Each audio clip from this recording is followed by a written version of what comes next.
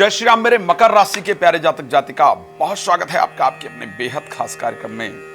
कैसा व्यतीत होगा अक्टूबर 2025, एक बहुत बड़ा परिवर्तन 12 वर्ष के बाद आपके लिए अक्टूबर में। और वो परिवर्तन क्या है? बृहस्पति का कर्क राशि में उच्चस्थ होकर के आपकी कुंडली के, आपकी राशि के 7वें घर में जाकर के गोचर करना, ये बहुत बड़ा परिवर्तन है। एक बात जरूर कह रहा हूं, जो लोग मकर राशि के हैं और अगर दशा आपकी चल रही है, मकर लग्न की आपकी कुंडली है और अगर आपकी दशा चल रही है बृहस्पति की दशा, अंतरदशा, और विवाह को लेकर के परेशान हैं या वैवाहिक जीवन को लेकर के परेशान हैं, तो आप सोच लीजिए विवाह से संबंधित आपके भाग्य का पिटारा खुल गया और आपको सफलता मिल गई। लेकिन आइए देखते हैं कि आखिर पूरा ऑल ओवर क्या है, आपकी राशि में क्या कह रही है आपकी राशि। एक बात आपको सबसे पहले जानकारी देना चाहता हूं, अक्टूबर का महीना भारतीय त्योहार में सबसे बड़ा महीना है, जिसमें दिवाली मनाते हैं। दिवाली एक ऐसी रात्रि जिस रात्रि को नकारात्मकता दूर की जा सकती है, लक्ष्मी का आवाहन किया जा सकता है, व्यापार वृद्धि, कोई बंधन वृद्धि के लिए पूजन, बंधन दूर करने के लिए पूजन, मानसिक शांति के लिए पूजन, नजर दोष प्रेत बाधा सभी चीजों के लिए निवारण के लिए पूजन, नेगेटिविटी निवारण के लिए पूजन किया जाता है। आप सब लोग बहुत दिन से मुझसे कह रहे थे कि साहब कुछ तो ऐसा कीजिए जिससे हमारी ये सब चीजें दूर हो जाए। दिवाली को मैं वर्चुअल यज्ञ करने जा रहा हूं और वो यज्ञ आप करवा सकते हैं। हम सामग्री आपको स्वयं प्रोवाइड कराएंगे। उसी सामग्री को, विशेष सामग्री होगी जिसके द्वारा हवन करना है घर में, और मैं कराऊंगा, हवन भी मैं ही कराऊंगा। पूजन का सामान कुछ आपको लेके आना होगा, अपने घर में स्वयं हवन करना है। मैं वर्चुअली आपके साथ कनेक्ट रहूंगा, बताऊंगा कैसे करना है, और कल के इन सारी नेगेटिविटी को आप दूर कर सकते हैं। अगर आप भी चाहते हैं इस दिवाली का फायदा उठाएं तो आप मुझे कॉल कर सकते हैं। दूसरी और बड़ी महत्वपूर्ण जो चीज आपको मैं बताने जा रहा हूं वो ये है कि श्री राम कथा, श्रीमद् भागवत कथा, श्री महापुराण कथा आप मेरे द्वारा कराना चाहते हैं तो अपने क्षेत्र में करा सकते हैं। रात को 9 बजे, दोपहर को 12 बजे लाइव आता हूँ, फ्री है। उसके बाद कॉल अपॉइंटमेंट लेकर के बिफोर लाइव, आफ्टर लाइव आप जुड़ सकते हैं, बात कर सकते हैं। साहब, सबसे पहले इंपॉर्टेंट चर्चा कर लेते हैं कि आखिर कैसा रहेगा अक्टूबर। तो अक्टूबर में एक बड़े बदलाव की मैंने बात की है, और वो बड़ा बदलाव है कि आपके लिए 3rd हाउस के स्वामी और 12th हाउस के स्वामी जो बृहस्पति हैं वो गोचर करने जाएंगे कर्क राशि में, आपके 7th हाउस में। यहाँ इनके गोचर से बड़ा फायदा होने वाला है, और वो फायदा हमारे लिए ये है कि हेल्थ के पॉइंट ऑफ व्यू से अगर देखा जाए, स्वास्थ्य की दृष्टि से देखा जाए, तो बृहस्पति की दृष्टि आपकी राशि पर पड़ने से हेल्थ में चल रही प्रॉब्लम दूर होगी। शास्त्र ये कहता है कि यदि गुरु केंद्र में है तो सारी समस्याएं अपने आप दूर कर देता है। अगर बृहस्पति केंद्र में है तो सारी समस्याएं अपने आप दूर कर देता है। और ये मौका ऐसा होगा जब बृहस्पति एक्चुअल में आपके केंद्र में होंगे तो समस्याएं दूर हो जाएंगी। जो भी विवाह को लेकर के चिंताएं थी ना आपकी, विवाह को लेकर, वैवाहिक जीवन को लेकर, एक बात कह रहा हूं, अगर मामला आपसी लड़ाई झगड़े का इतना चला गया था ना कि कोर्ट कचहरी चले गए थे, तो भी उसको ठीक करने का प्रयास सफलता देने वाला होगा। कर लीजिए।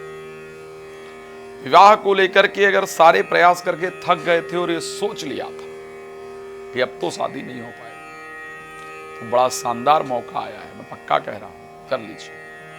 अगर कोई डाटा मिल सके ऐसा जिसमें ये वर्णन हो कि भाई इससे ये पता चल सके कि सबसे अधिक शादी कौन से राशि वालों की फिक्स हुई है अक्टूबर महीने में, तो मेरे दृष्टि से वो मकर राशि के जातक जातिका होंगे जिनकी शादी फिक्स हुई होगी अक्टूबर महीने में। तो विवाह को लेकर के, वैवाहिक जीवन को लेकर के, स्वास्थ्य को लेकर के मैं परिस्थिति को शानदार देख पा रहा हूं।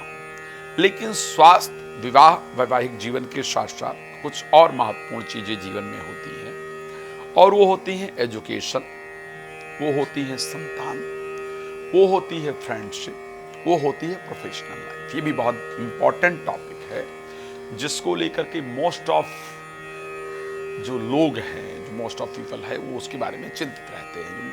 हम सभी लोग उसके बारे में चिंतित रहते हैं। मैं यहां पर थोड़ा सावधान करने का प्रयास करूंगा, और सावधान करने का प्रयास इसलिए भी मुझे करना पड़ेगा क्योंकि पंचम भाव के स्वामी शुक्र गोचर करेंगे अष्टम भाव में और वो भी केतु के साथ गोचर करेंगे। दसम भाव के स्वामी शुक्र केतु के साथ अष्टम भाव में गोचर करेंगे। एक बात ध्यान रखिएगा, किसी को आप पसंद करते हैं करती हैं अच्छा है, सामने वाला भी पसंद करता हो करती हो ये पॉसिबल नहीं है, जरूरी नहीं है, पॉसिबल की बात नहीं, जरूरी नहीं। आप कुछ चाहते हो चाहती हो पॉसिबल है, लेकिन सामने वाला भी वही चाहता हो चाहती हो जरूरी नहीं। तो इसलिए अपने प्रोफेशनल लाइफ में, अपने फ्रेंड सर्कल में, मित्रता वाली लाइफ में अपनी भावनाओं पर थोड़ा कंट्रोल रखिएगा। भावनाओं में बह करके मित्र इत्यादि से, प्रेमी प्रेमिका से, प्रोफेशनल लाइफ में कलीग से कोई ऐसे डिमांड नहीं कर दीजिएगा जिसके लिए वो आपकी शिकायत कर दें और आपका नुकसान हो। इसलिए ये सचेत करो। देखो मैंने हमेशा कहा है, मैं अपने परिवार की तरह आप सबको मानकर चलता हूं। तो मेरा एक प्रयास रहता है कि मैं आपको जागृत करूं, मैं आपको बेहतर जानकारी दूं, मैं आपको जागृत करके रखूं, मैं आपको बेहतर जानकारी दे करके रखूं, मैं आपको सचेत करके रखूं ताकि आपका जीवन बेहतर रहे। तो ऐसी परिस्थिति के अंतर्गत अगर बात किया जाए तो फिर जो नजर आ रहा है उसमें आपको आपकी भावनाओं पर कंट्रोल रखना है। आपके द्वारा भेजा गया कोई मैसेज, आपके द्वारा कही गई कोई बात, वो गलत वे में लेकर के फैला दें जिससे आपकी बदनामी हो जाए और उससे आपका नुकसान हो जाए, इस प्रकार का योग है। और ये संयोग जो है वो स्पेशली 9 तारीख तक विशेष रूप से है। तो 9 तारीख तक ये काम बिल्कुल नहीं करना है, वैसे तो कभी भी नहीं करना है। सामने वाले की भावना समझनी चाहिए, सामने कोई कुछ कहे, सामने कोई तैयार हो तो ही हमें किसी भी परिस्थिति पर आगे बढ़ना चाहिए, अन्यथा गलत पे तब भी नहीं बढ़ना चाहिए, अच्छी परिस्थिति में आगे बढ़ना चाहिए मेरे दृष्टि से। लेकिन इस परिस्थिति का आपको विशेष ध्यान रखना है। प्रोफेशनल लाइफ में परिवर्तन आएगा, अच्छा परिवर्तन आएगा, लेकिन वो 9 तारीख के बाद परिवर्तन आएगा। प्रोफेशनल लाइफ और एजुकेशन के जो स्वामी शुक्र हैं आपकी कुंडली में, उनका जो परिवर्तन रहेगा वो करीब करीब इस महीने बहुत अच्छा नहीं रहेगा। नवंबर में काफ़ी अच्छे परिवर्तन होंगे और वो जो प्रोफेशनल लाइफ में अच्छे रिजल्ट की उम्मीद करनी है वो हमको नवंबर में जाकर के करनी है। तब तक हमको विशेष रूप से ध्यान रखनी है, इस बात को ध्यान रखिएगा, ठीक है। संतान इत्यादि के प्रति भी एक बात और बता रहा हूँ, संतान इत्यादि को लेकर के भी बहुत क्रोध, बहुत प्रेशराइज, इस प्रकार का कार्य आपको नहीं करना है। मैं जो भी कह रहा हूँ इसको प्रॉपर नोट कर लीजिएगा, गांठ बांध लीजिएगा। जो शब्द कह रहा हूँ ये इजी नहीं है, ये चीजें मैं हवा में नहीं कह रहा हूँ, बहुत रिसर्च के बाद कह रहा हूँ। नहीं तो संतान की बुद्धि में कुछ ऐसा आए जो बड़ा अजीब सा। तो ये सब बातें अगर आप ध्यान रखेंगे, एजुकेशन पर इस महीने आपको अधिक फोकस करना पड़ेगा।